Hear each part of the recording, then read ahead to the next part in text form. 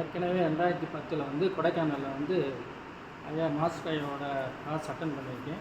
இப்போ corona time, வாய்ப்பு ஒரு டைம் தான் கிடைக்கும், அதை நம்ம பயன்படுத்திக்கணும்.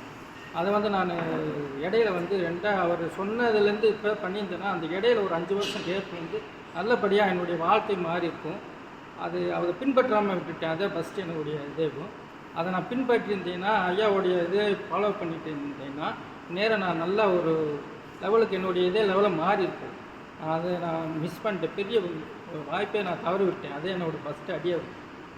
அதே எனக்கு அதுக்கப்புறம் அதை தேடி பிடிச்ச ஃபேஸ்புக்கில் எனக்கு அப்புறம் 5 வருஷம், அப்புறம் 3 வருஷம் கேட்பேன். 5 வருஷம் கழித்து இப்போ நடைமுறையில் தான் எல்லாம் எங்கெங்கேயோ போயிட்டு வந்தேன். ஆன்மீக வழியில் தியானம், யோகா என்னென்னமோ சொல்கிறாங்க. எல்லா இடத்துக்கும் போய் பார்க்குறது எதுவுமே எனக்கு யோகா பண்ணுற தியானம் பண்ணுறாங்க, வேறு எதுவுமே கஷ்டப்பட்டு செய்கிறோம், அதனால் ஒன்றும் பயன் இல்லை.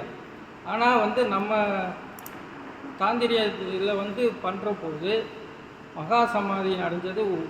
அதாவது அன்னைக்கு கூட எனக்கு தோணலை. நைட்டு வந்து அதை நான் உணர்ந்தேன். என்னுடைய மூலாதார சக்கரை நல்லா தூண்டி விட்டு உடனே ஆட்னா சக்கரை வந்து நிற்கிது. மகா சமாதியை நேற்று நைட்டே நான் உணர்ந்துட்டேன்.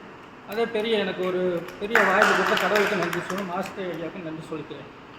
இன்றைக்கி பார்த்திங்கன்னா நம்ம குழந்தை பிறந்ததுலேருந்து நம்ம எதுக்கு பிறந்தோம், எதுக்கு நம்ம இருக்கிறோம், அந்த அர்த்தத்தை குழந்தை கருவறை குழந்தையிலேருந்து நம்ம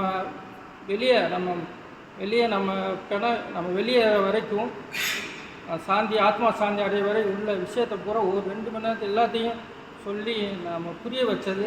நம்ம ஒவ்வொரு அப்பா அம்மாவுடைய எமோஷனல் அவங்கள எப்படி பார்த்துக்கணும் எல்லா விஷயத்தையும் சொல்லி கொடுத்த மாஸ்டர் ஐயாவுக்கு ரொம்ப நன்றியை தெரிவிக்கிறேன். இன்றைக்கி இருந்து என்னுடைய வாழ்க்கையை மாறிக்கிடுச்சு. 5 வருஷம் நான் ரொம்ப கஷ்டத்தை அனுபவிச்சிட்டேன்.